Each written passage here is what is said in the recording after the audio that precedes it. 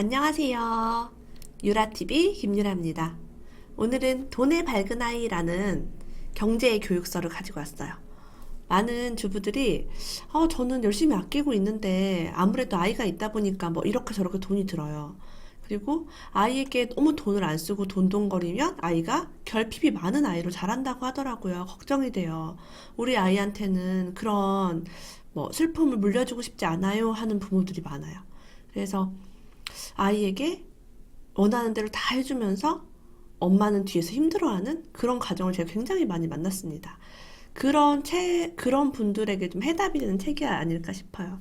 그래서 이 책은 재윤경 씨라는 분이, 재윤경 작가님이 만들었는데, 이분 굉장히 유명하신 분이에요. 제가 활동했던 짠돌이 카페에 원래 활동하기도 하셨었고, 그리고 칼럼니스트로 있었나? 옛날에 그랬었어요. 그랬고 지금은 현재 국회의원으로 이제 그런 정책을 하고 계신 걸로 알아요. 방송도 굉장히 많이 하셨고 책을 또 많이 쓰셨고, 근데 그 중에 여러 가지 책 중에 아이 경제 교육에 대한 책이 아마 이 책인 것 같아요. 그래서 타이틀이 뭐냐면 시험 성적보다 더 중요한 우리 아이 경제 교육이라고 되어 있어요. 정말 궁금하죠? 돈 밝히는 아이가 아니라 돈의 밝은 아이로 키워라. 그래서 읽으면서 굉장히 공감이 많이 갔었고, 한 번쯤 다 우리 부모라면 읽어봐야 될 책이 아닐까 싶어요. 진짜 너무 좋은 책. 그래서 꼭 읽어보시길 추천을 합니다. 그럼 저와 함께 읽어볼게요. 여러분, 누군가 연필 한 자루를 선물로 준다면 어떤 기분이 들까요? 아이들은 당연히 별다른 느낌이 들지 않는다고 말했다. 아이들은 자신의 풍요로운 생활에 별로 감사하지도 행복해하지도 않았다. 운동회 때 받은 공책 한 권, 연필 한 자루에 세상을 다 얻은 듯 기뻐했던 부모 세대와는 대조적인 반응이었다. 아이들의 입장에서 생각해보면 태어나서 한 번도 자기가 가진 것에 대해 감사하고 소중하게 여기며 기쁘게 생각할 기회가 없었을지도 모른다. 부족한 적이 없고 필요를 느끼기도 전에 채워주는 환경에 감사하며 산다는 것은 그리 쉬운 일이 아니다. 공기가 없으면 숨을 쉴 수 없지만 아무도 공기에 감사하지 않는 것과 같다. 당연한 것에는 아무도 고마워하지 않는다. 오히려 감사한 마음 모르는 것이 무슨 문제가 있는 것처럼 여기는 태도가 아이들에게 괜한 죄책감을 느끼게 할 수도 있다. 우리 아이들이 사소한 것에 전혀 감사하지 않아요. 뭐 과자를 사준다거나 연필을 한 자루 준다거나 노트를 사줬을 때 그냥 당연한 생각을 하는 거죠. 정말 저 어렸을 때는 과자 하나, 뭐 노트 하나, 정말 달리기 막 해가지고 공책 받으면 정말 좋았거든요. 지금 아이들은 그런 게 없다는 거죠. 근데 그게 왜 그러냐? 우리가 필요한 것을 미리미리 채워줬기 때문이라고 합니다. 아이들에게 옷과 장난감, 펜시용품과 학용품을 마음껏 사주기 위해 너무 쉽게 지갑을 여는 것은 경제적으로나 교육적으로 여러 가지 문제를 일으킨다.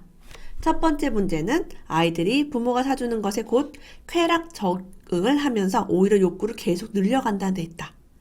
두 번째 문제는 새로 소유한 물건에 만족하지 않고 곧 새로운 것을 욕망하는 아이를 보면서 부모가 아이에게 실망을 하고 더 나아가 화까지 난다는 점이다.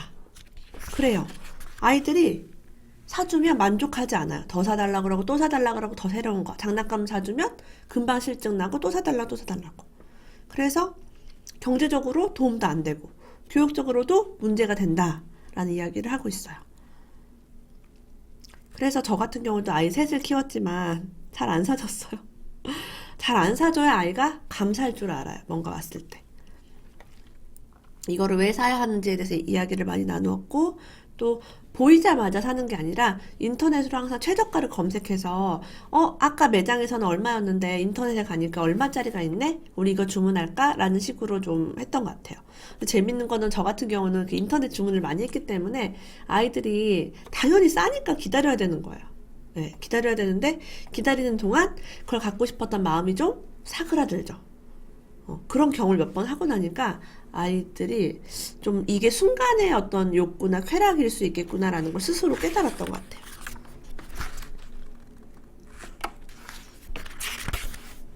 저축은 돈을 쓰지 않기 위한 것이 아니다. 미래의 소비를 위한 것이다. 따라서 제대로 잔소리를 하려거든 저축해서 돈 써. 라고 말하는 것이 많다. 많은 사람들이 돈 쓰지 말고 저축해 라고 말한대요. 근데 그게 아니래요. 저축해서 돈 써. 이게 정말 진실된 문장이죠. 뭐 돈을 안 쓰려고 저축하나요? 뭐 무언가 쓰려고 하는 거죠. 그게 뭐 차를 산다거나 집을 산다거나 어른들의 입장에서는 돈을 모으는 이유가 이제 그런 것이 많고.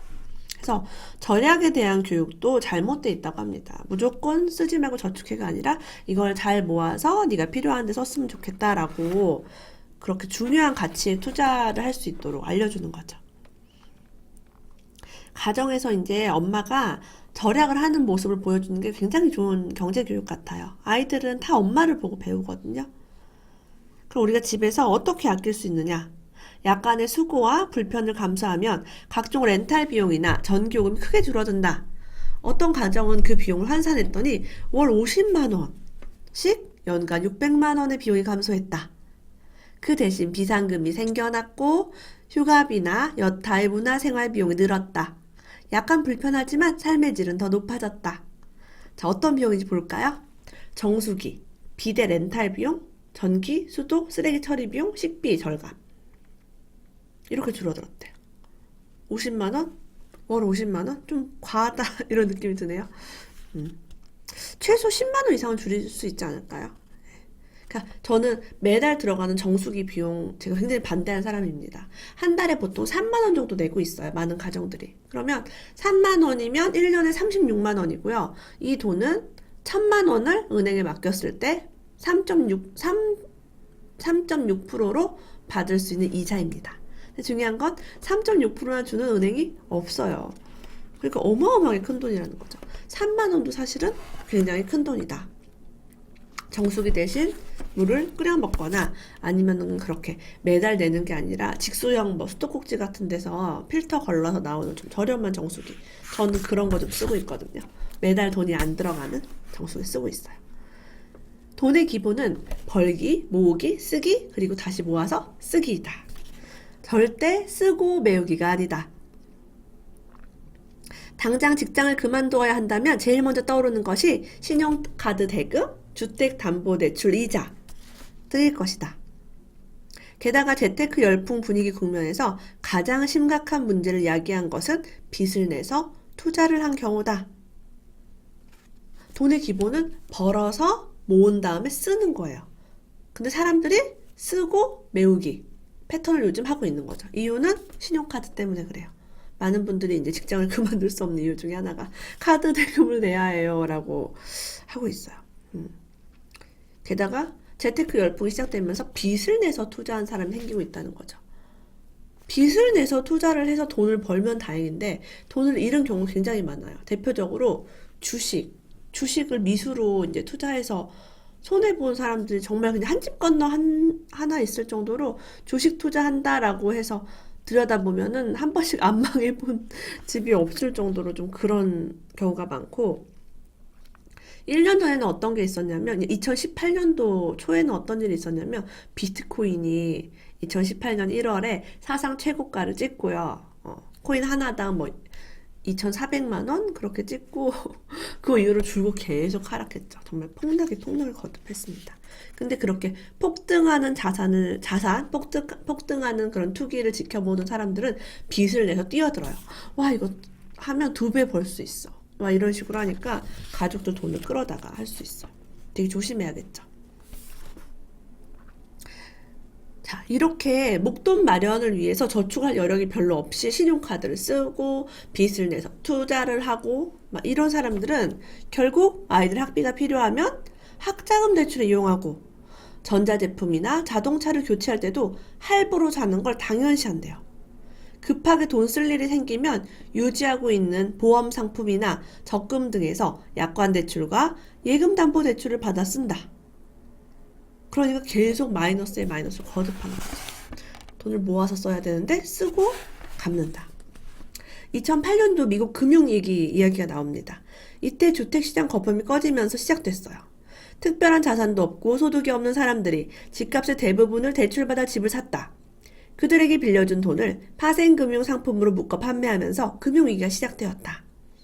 서브프라임 계층, 우리로 치면 저소득 계층이 빚으로 구매한 주택 가격이 계속 상승했다면 미국의 서브프라임 모기지는 일어나지 않았을 것이다.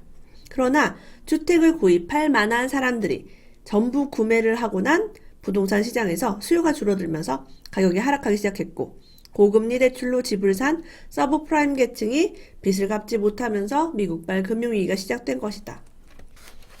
이 서브프라임 계층은 신용이 아주 낮은 사람들로서 빚을 갚을 능력이 제대로 없어요. 근데 미국 정부에서 이제 대출 많이 해준 거죠. 게다가 파생 상품까지 묶어서 판매를 하면서 줄줄이 완전히 부도가 나기 시작한 거죠. 돈을 갚을 수 있는 사람한테 빌려줘야 되는데 갚을 수 없는 사람한테 빌려주는 게 나중에 부실을 가져올 수 있어요. 아이를 대상으로 한 경제교육 시간에 미래 설계를 그려보려고 하면 이런 현상을 쉽게 발견할 수 있다. 한 아이는 결혼과 출산에 상당히 부정적이었는데 그 까닭을 이렇게 표현했다. 우리 엄마 아빠 보면 나 하나 키우는 것도 힘들어 하세요. 제 교육비 때문에 집도 사지 못했다고 한숨 쉴 때가 많거든요.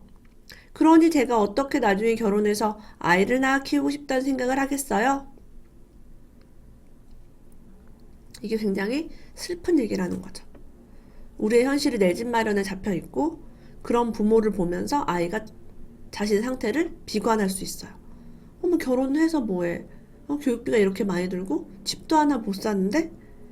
이런 식으로 하기 때문에 실제 지금 점점 결혼을 하지 않는 사람들이 늘어나고 있어요. 그리고 결혼은 하지만 아이를 낳지 않는 경우도 늘어나고 있죠. 여기에서 우리가 부모로서 어떤 자세를 택해야 하냐면 아이들 앞에서 이런 말을 하면 안 돼요. 뭐 집을 못 샀네, 집값이 너무 많이 올랐네, 아니면 교육비를 두고 싸운다거나 이러면 아이가 죄책감을 가져요. 나 하나 키우는 것도 힘들어 하세요. 제 교육비 때문에 집도 사지 못했어요 라는 거를 아이가 한 번만 들어도요, 평생 기억할 수 있고, 심지어는 부모가 굳이 그 말을 하지 않아도 아이는 알아요.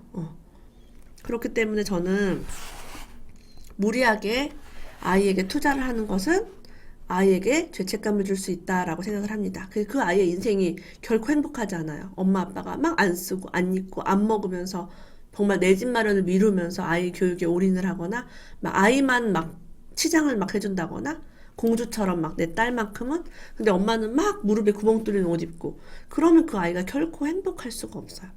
그래서 그런 거를 같이 좀 가족끼리 다 같이 잘 될 수 있게 돈을 쓰는 게 중요합니다. 심리학자들에 의하면 경제적 풍요는 사람을 행복하게 해주는 결정적인 요인이 아니라고 한다. 새로운 집으로 이사를 해서 감동했던 마음이 그리 오래가지 않았던 경험을 해봤을 것이다. 새 옷을 사서 입으면 처음 입었을 때만큼 뿌듯하지 않은 경험도 마찬가지다. 각종 모임에서 만나는 사람들의 이야기를 들으며 내가 가진 것을 부끄러워하고 턱없이 물질적 기대치만 높여간다. 이렇듯 물질적 풍요에 대한 자신만의 가치관을 가다듬지 않는다면 우리는 끝없는 콤플렉스에 시달리게 된다. 이 콤플렉스 때문에 돈을 더 많이 쓰게 된다는 거죠. IMF 경제위기를 겪으면서 일반 사람들도 경제 문제의 중요성을 깨닫고 본격적인 관심을 갖게 되었다. 경제일간지의 구독자가 급속히 늘었고 도서시장에서 경제경영서와 자기계발서라는 장르가 본격적으로 자리를 잡았다. 왜? 직장이 사라지고 내 돈이 없어지는 경험을 하니까 돈을 공부해야겠다, 자기 개발을 해서 또 다른 직업을 구해야겠구나 라는 생각이 든 거죠. 부자 열풍이 전염병처럼 확산되어 있는 상황에서는 잘못된 투자로 돈을 잃는 사람은 물론이고 작은 성공을 거둔 사람들조차 이상한 마법에 걸린 듯 더 많은 돈을 버는 사람들과 자신을 비교하며 스스로를 평가절하하고 욕구 불만으로 인한 스트레스에 시달린다. 자, 이렇게 재테크 열풍이 불어서 너도 나도 뛰어들다 보니까 투자를 잘못해서 돈을 잃는 사람도 있고, 성공을 요만큼 했는데 딴 사람은 이렇게 많이 벌었대, 나는 요만큼밖에 못 벌었어 하고 슬퍼하고 있는 거죠. 그래서 욕구 불만과 평가절하를 하면서 더 스트레스를 받는 상황이 된다고 합니다. 돈의 종이 되면 안 된다라는 이야기를 하고 있어요. 자, 경제적 콤플렉스는 병으로 발전될 만큼 위험하다고 합니다. 이걸 한번 들여다볼까요? 자, 혹시 이런 생각을 가지고 있는지 한번 체크해보세요. 앞으로 내야 할 돈에 대해 끊임없이 걱정한다. 수입이 얼마나 되는지 확실히 알지 못한다. 지출이 얼마나 되는지 잘 모른다. 단지 청구된 금액을 지불하기 위해 다른 일을 한다. 빚을 갚기 위해 돈을 빌린다. 저축해 놓은 돈을 사용하여 주기적으로 청구되는 금액을 지불한다. 거의 매달 월말이 되기 전에 돈이 떨어진다. 로저 핸더슨 박사의 돈 걱정 증후군이라는 어떤 리스트를 보고 한번 제가 얘기해드렸어요. 이런 것들이 여러분 마음속에 있다면 여러분은 돈 걱정 증후군에 걸린 사람일 수 있다는 거예요. 그러면은 우리가 힘들겠죠. 이렇게 살면. 지출도 모르고 수입도 모르고 계속 돈 걱정만 되고. 그래서 지출을 잘 알고 수입을 잘 알고 저축을 해놓은 돈은 건드리지 않고 내가 가진 생활비에서만 잘 사용할 수 있는 이런 패턴만 잘해도 돈 걱정이 사라집니다.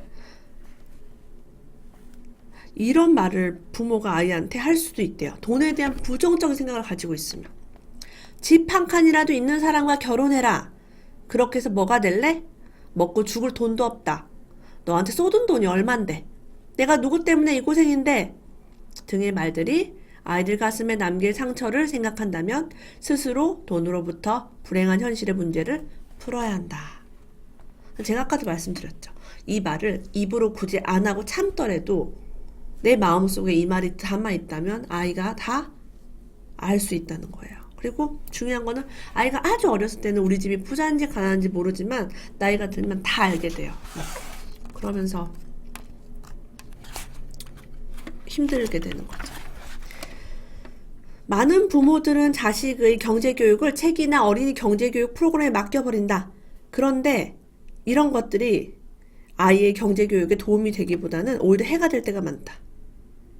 어떤 금융기관에서 운영하는 프로그램에 아이들을 보냈더니 이런 말을 했대요. 한국에서는 부동산이 최고로 돈 된다. 너희 부모들이 집 한 채씩은 가지고 있을 테니 자산이 5억 가량은 된다. 뭐 이런 말들을 했다고 합니다. 금융기관에서 운영을 하니까 예를 들면 VIP 자녀들이라든가 이렇게 했겠죠. 그러면 아이가 좀 엉뚱한 생각을 갖게 되는 거죠. 저는 아이한테 교육할 때 뭐 부동산 투자를 해서 살아라 이런 말 절대 안 하거든요. 부동산도 알아야 하고 주식도 알아야 하지만 내가 나의 노력으로 남한테 기여하는 방법으로 돈을 버는 거 항상 얘기를 해요. 그 다음에 페이가 높은 국가에 가서 일해라. 네가 예를 들면 축구를 잘하면 우리나라에 축구를 하는 것보다 중국이나 유럽으로 가면 더 많은 돈을 받을 수 있다. 뭐 이런 식으로 좀 버는 얘기를 전 주로 많이 하거든요. 좋아하는 분야에서 최고가 되어라. 최고가 될 수 있는 방법. 뭐 그런 태도, 자세 이런 얘기를 주로 하는데 금융기관에 가서 경제교육 프로그램에 뭐 부동산이 돈 된다. 뭐 집이 몇 억이다. 이런 거는 그 어린 아이, 이제 공부를 하고 일을 해야 될 아이한테 너무나 좀 생뚱맞은 이야기죠. 어느 날 재윤경 이 작가님의 아이가 아이스크림 가게에 있는 휴지를 가져오면서 이런 질문을 했대요. 엄마, 경제가 어려워지면 이 아이스크림 가게에서 이런 휴지를 공짜로 안 주겠지? 아마 휴지를 마음껏 가져다 쓰게 한 것이 신기했던가 보다. 나는 웃으면서 이렇게 답을 해주었다. 반대일 수도 있지. 심지어 아이스크림 값을 내릴 수도 있을걸? 정말? 왜? 장사가 안 되면 사람들에게 더 잘 보여서 조금이라도 아이스크림을 팔아야 하니까 무료 휴지 같은 서비스를 더 늘릴 수도 있고 남아도는 아이스크림을 처치하려고 할인해서 팔지 않을까? 정말 경제 전문가다운 명쾌한 답이었어요. 그죠? 아이는 경제가 어려워지면 아이스크림 가게가 이익이 많지 않으니까 휴지를 공짜로 안 주겠다라고 생각한 거예요. 정말 순진한 생각이고 또 여기에서 재윤경 작가님은 한 번 앞서가지고 이제 마케팅이라든가 그런 면에서 무료 서비스를 제공할 수도 있겠다라고 얘기해 준 거죠. 참 부모랑 자식이 이런 대화를 아이스크림 먹으면서 나눌 수 있다면 그 아이의 생각이 정말 커지는 거예요. 이런 걸 들여다보는 게 정말 중요해요. 그리고 아이가 먼저 말하지 않아도 여러분들이 앞으로는 저기서 왜 공짜로 저런 걸 줄까? 왜 마트에서 시식을 자꾸 하게 할까? 시식을 하면 손해가 나지 않을까? 이런 대화를 아이와 함께 나눠보는 거예요. 이 모든 게 경제교육이에요. 어느 날 어떤 주부가 자꾸 아이가 냉장고를 열었다 닫았다 해서 전기세가 많이 나왔대요. 근데 잔소리를 해도 아이들은 자꾸 뭐 먹을 거 있나 자꾸 열어보게 되잖아요. 그래서 어느 날 냉장고 안쪽에다가 비닐 커튼을 달아놨대요. 열면 이제 투명하게 비치는데 이제 커튼이 달려있는 거죠. 그래서 어느 날 아이들이 이거 왜 그러냐고 물어봤대요. 그래서 냉장고 문을 자주 열면 전력 소모가 크다는 사실을 말해주면서 전기를 함부로 낭비하면 소중한 두 가지를 잃게 되거든 이라고 했어요. 하나는 우리 집의 소망이고 다른 하나는 네가 어른이 되었을 때 누려야 하는 깨끗한 환경을 잃어버리게 돼. 전기요금이 많이 나오면 그만큼 저축할 기회를 포기하는 것이라는 경제 원리를 가르쳤대요. 너무 멋지죠? 그러니까 아이가 그때부터 깜짝 놀라서 냉장고를 자주 열지 않았다고 합니다. 사실 냉장고를 자주 연다고 먹을 게 뭐 많이 나오지는 않아요. 근데 습관적으로 아이들이 좀 그럴 수 있죠. 그리고 아낀 돈으로 여행을 갈 수 있겠지? 아니면 저축을 해서 나중에 너희들이 대학 갈 때 학비로 쓸 수도 있겠고 이런 식으로 하니까 아이가 그래 내가 이렇게 돈을 함부로 쓰지 않으면 아니면 이런 전기를 아끼면 여행도 우리가 가거나 내가 나중에 공부를 할 수 있겠구나 라는 거를 알 수 있게 돼요. 저도 이런 식으로 먼 미래긴 하지만 너희들이 뭐 장난감을 많이 사지 않고 뭐 간식을 너무 자주 사 먹지 않고 한 푼 두 푼 아낀다면 엄마가 나중에 등록금도 내줄 수 있고 너희들이 뭐 월세를 구해야 한다면 그것도 좀 도와줄 수 있어 라고 얘기를 해요. 사실은 제가 그 돈을 계산을 해본 적이 있어요. 우리 아이들 정말 어렸을 때 유치원생일 때 이제 장난감 사달라고 많이 해요. 로봇 같은 것도 사달라고 하고 하는데 그런 얘기를 했었죠. 너희 한 명을 엄마가 대학을 보내려면 1인당 200만 원은 필요해 라고 얘기했어요. 그 200만 원이 1년이면 2,400만 원이에요. 왜 2,400이냐면 등록금 제가 한 1,200 계산을 했고요. 한 달에 100만 원은 들어갈 것 같은 거예요. 왜냐면 월세 내야죠. 이제 저희 집 근처로 대학을 가진 않을 거니까 월세랑 내고 이제 밥값이랑 뭐 교재비, 생활비 하면 100만 원 당연히 들지 않을까요? 아무리 학생이어도. 그런 얘기를 했더니 저희 둘째가 깜짝 놀라면서 엄마 나 대학 안 갈래 이랬어요. 왜냐면 우리 자기 아빠 월급이 그때 300 몇십만 원이었거든요. 저희는 그걸 다 얘기해요. 아빠 월급은 얼마고 우리는 대출이자를 얼마 내고 있고 관리비는 얼마고 보험료는 얼마고 뭐는 얼마고 이런 얘기 막 해요. 그러니까 아이가 딱 듣더니 자기는 대학을 안 가겠대요. 효자죠 효자. 그러면서 왜? 라고 물었더니 우리 집이 망할 것 같아 라고 얘기했어요. 그래서 거기서 제가 좋은 얘기를 또 해줬습니다. 걱정하지 마. 네가 만약에 1등을 하면 장학금이라는 걸 받아서 돈을 한 푼도 안 낼 수가 있고 만약에 뭐 서울대학교라든가 이런 국립대학교를 가면 등록금이 정말 저렴해. 그래서 공부를 잘하게 되면 사실 돈을 거의 들이지 않고 학교를 다닐 수 있어.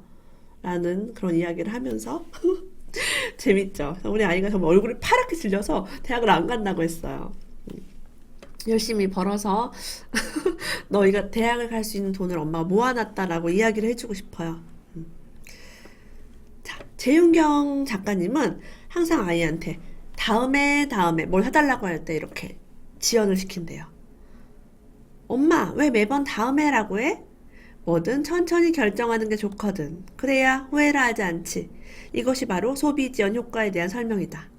우리 어른도 마찬가지예요. 옷을 사고 싶다, 뭐 가방을 사고 싶다 이럴 때 보자마자 바로 사시나요 혹시? 우리가 식료품이 아니고서야 대부분이 가구, 뭐 가전제품, 옷, 가방 이런 것도 살 때 자동차도 마찬가지고 신중하게 좀 생각을 해보고 따져보고 핸드폰을 살 때도 어떻게 하면 더 싼지 좀 비교해보고 삽니다. 근데 아이들은 아직 그런 걸 모르기 때문에 보자마자 사달라고 해요. 근데 그거를 아이를 위한다고 너무너무 빨리빨리 하다 보면 아이가 정말 만족 지연 능력이 떨어지게 돼요. 그 마시멜로 이야기 같은 거 있잖아요. 저 같은 경우는 이제 아까 말한 것처럼 인터넷으로 구매하면 싸다. 하지만 주말을 끼고 배송을 하게 되면 아주 오래 걸린다. 좀 기다려야 해 라고 했을 때 아이는 나중에 좀 많이 기다려서라도 갖고 싶은 것들만 요구하더라고요. 저는 뭐 레고라든가 터닝 메카드, 보드게임 뭐 이런 종류를 인터넷으로 샀던 것 같아요. 엄마랑 마트 올 때 1,000원짜리 과자를 사기로 약속했지? 1,000원 중에서 네가 먹고 싶은 것을 고르렴. 아이는 1,000원이라는 돈 안에서 자신이 제일 원하는 것을 고르는 법을 배운 것이다. 저도 아이한테 가격의 제한을 주니까 아이가 2,000원치만 사봐 했는데 뭐 한 2개, 3개를 사서 2,000원을 딱 맞추더라고요. 7살인가 6살 때. 더하기 빼기 가르쳐 준 적도 없는 아이가 그 본능을 보면 제가 놀라웠어요. 와, 돈이 이렇게 무섭구나. 2,000원을 맞추려고 애가 막 진짜 기를 쓰더라고요. 그래서 절약을 하면 아이의 수학적인 어떤 능력이 되게 좋아져요. 항상 애가 계산을 하니까. 근데 무제한으로 야 너 마음껏 사 이런 아이가 가격을 안 봐요. 제가 또 놀랐던 거는 제가 외국에 아이들 데리고 여행을 가면 마트를 정말 많이 다니거든요. 이제 그날 먹을 거 사러 미리 막 사놔요. 먹을 거를. 그러면은 숙소에서 먹을 거 사놓는데 어느 날 아이가 얘기하더라. 엄마, 이 과자가 지난번 어느 상점에서는 얼마에 팔았고 여기는 얼마에 팔았고 뭐 어디는 얼마에 팔아서 여기가 제일 싸라고 얘기하더라고요. 저는 그렇게 외국 뭐 페소라든가 그런 단위 같은 거 봤을 때 잘 모르거든요. 그렇게까지 디테일하게 못 보는데 아이가 그런 걸 볼 줄 알더라고요. 되게 신기했어요. 아, 경제교육이 되게 좋구나. 그래서 아이가 어디가 싼지 저한테 알려줘요. 초등학교 뭐 2학년짜리 아이가 3학년, 2학년, 3학년짜리 아이가 그런 거 알려주고 또 과자 같은 거 살 때도 큰 케이스 안에 들어있는 과자가 있고 조그맣게 소분되어 있는 과자가 있잖아요. 그러면 이제 가격을 비교하는 거지. 뭐가 더 싼지. 낱개로 이제 환산을 해가지고 비교를 합니다.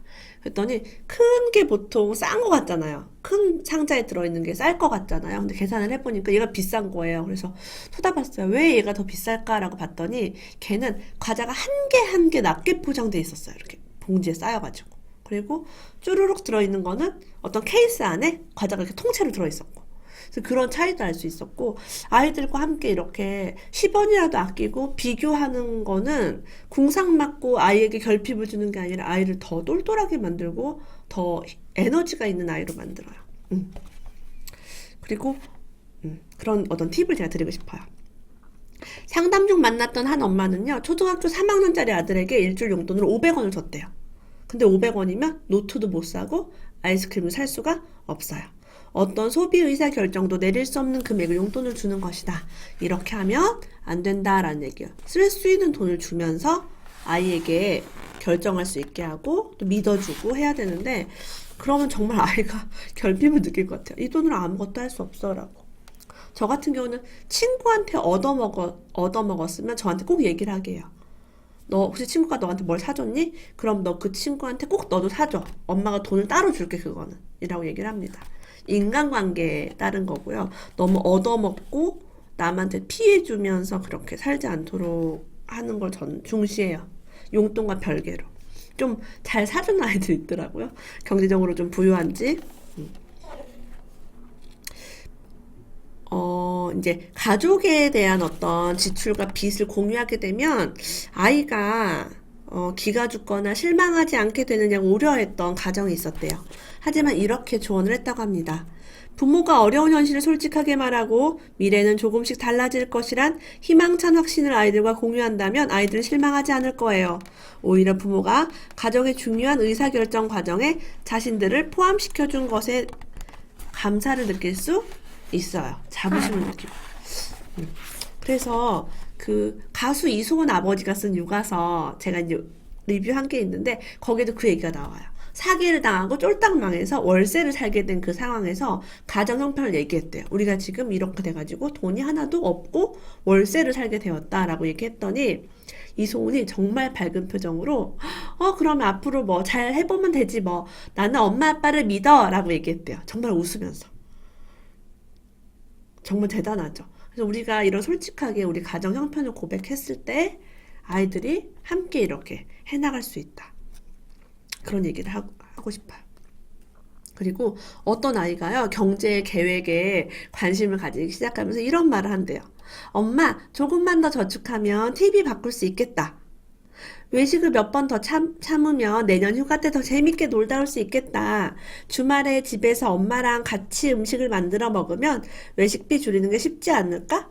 이렇게 아이들과 함께 하는 거죠. 저도 절약을 하면서 아이들과 늘 함께 즐거웠어요. 풍요로운 시대에 일부러 가난해질 필요는 없다고 여기겠지만 나는 오히려 적극적인 자발적인 결핍을 실천해 볼 것을 권한다. 나는 올해부터 우리 아이와 3달에 한 번씩 일주일 동안 돈 안 쓰고 살아보기를 실천하기로 했다. 이런 것들 해보는 거야. 돈을 한 번 안 쓰고 살아보는 거야.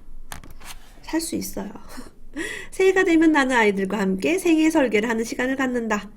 부모의 소득 흐름을 적었다. 언제 은퇴를 하게 되고 은퇴 이후에는 무엇을 할 것이란 이야기를 해주며 생애 전반의 우리 가족 현금 흐름을 공유했다. 어릴 적 가난이 추억이 되는 것은 조금씩 가정의 경제 환경이 나아지면서 느꼈던 만족감 때문이다. 방 하나에서 방 2개짜리 집으로 이사 갔던 기쁨, 가끔씩 외식이라도 할 수 있었던 순간의 설렘이 시간이 지나면서 추억이 되는 것이고 사람들에게 살아갈 힘과 용기를 준다. 그러니까 외식도 가끔 해야지 추억이 되지. 맨날 외식하고 맨날 배달시켜 먹으면 아이가 치킨 먹었던 기억이 참 좋았어요. 피자 먹었던 기억이 좋았어요. 이런 게 없어요. 그런 아이들은 감사할 줄 모르고 자랄 수 있다는 거죠. 맨날 집밥 해주다가 어쩌다 치킨 먹으면 얼마나 그게 좋았어요. 우리 어렸을 때 저는 진짜 치킨 피자 먹은 기억이 손꼽히거든요. 그랬어요. 진짜. 아이가 용돈 기입장을 잘 기록할 수 있도록 지켜봤다고 합니다. 단 주의할 점은 아이가 용돈을 어디에 썼는지에 대해서는 감시받고 있다는 느낌이 들게 하지 않도록 하고요. 그거를 참견해서도 안 된다고 해요. 아이가 엉뚱한 데다 지출하는 건 심각한 문제가 아니라고 합니다. 자신이 쓴 돈을 기록하면서 자연스럽게 지출 생활에 대해서 반성하게 하는 것이 목표라고 하네요. 나는 가계부에 삶의 목표를 쓰고 그 가계부를 아이들과 함께 본다. 그래, 올해는 꼭 피아노를 배우기로 했지? 적어도 2월부터는 시작하기로 했지. 외식은 일주일에 한 번만 하고 거기서 절약한 돈을 휴가 때 쓰기로 했었지. 아이와 함께 가계부를 본다. 저 이거 완전 강추합니다. 아이들도 알아야 돼요. 가정 경제 상황을. 왜? 우리 가족이니까. 나는 일단 장기 목표를 세운 다음 그 외에 단기 목표를 구체적으로 세우고 저축을 하라고 조언한다. 예를 들면 휴가비, TV 교체, 고등학교 등록금, 대학 등록금 등과 같이 목표를 좀 더 작게 쪼개서 구체적으로 정하고 그에 맞춰 계좌를 만드는 것이다. 나는 인터넷 뱅킹으로 적금을 가입한다. 인터넷 뱅킹에서는 통장의 별명 관리 또한 쉽다. 별명을 정해 계좌를 여러 개 만들어 놓으면 인터넷 뱅킹에 접속할 때마다 굉장히 뿌듯한 기분을 느낄 수 있다. 지금 재윤경 작가님도 은행에 직접 가서 통장을 만들지 않는다고 합니다. 저 역시 마찬가지예요. 금리를 조금 더 받는 것보다 그냥 빠르게 인터넷으로 하는 편이고 금리를 잘 준다고 막 어디 멀리 있는 은행까지 찾아가는 게 되게 비효율적이고 시간 낭비적인 게 있어요. 그래서 이분도 계속 논의를 강조하는 게 금융회사에서 주관하는 경제교육이 그렇게 아이에게 좋지 않을 수도 있다라는 이야기가 또 반복이 됩니다. 나 역시 고등학교 때 기타를 사기 위해 갈빗집에서 아르바이트를 한 경험이 있다. 스스로 돈을 벌어보고 돈을 쓰면서 아이는 현명하게 소비하는 법을 몸으로 배운다. 힘들게 번 돈을 쓰기 어렵다는 것을 알게 되면 아이는 부모의 돈도 함부로 쓰지 못한다. 부모가 얼마나 힘들게 돈을 벌어하는지를 알고 있기 때문이다. 그래서 저도 이제 돈 쓰는 거 되게 좋아했던 사람이에요. 근데 아시겠지만 학생 때는 우리가 돈이 별로 없잖아요.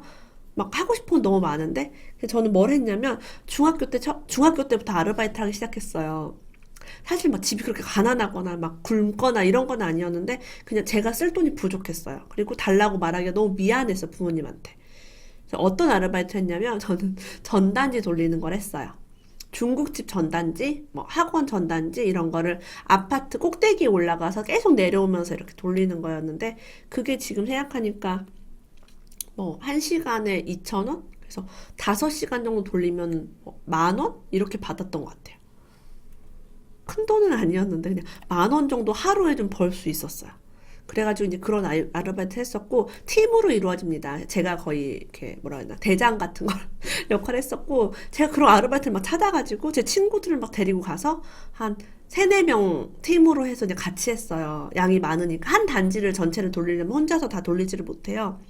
그런 걸 했었고 기억에 남는 거는 중국집 전단지 아르바이트를 제가 했었는데 그때 다 전단지를 돌리고 돌아오니까 짜장면을 공짜로 주셨어요. 그게 너무너무 좋았던 기억이 있어요. 야, 친구들한테 야 학원 이런 데 다 필요 없고 중국집을 해야겠다. 짜장면을 공짜로 주는구나. 그 기억이 있어요. 저 중학교 때.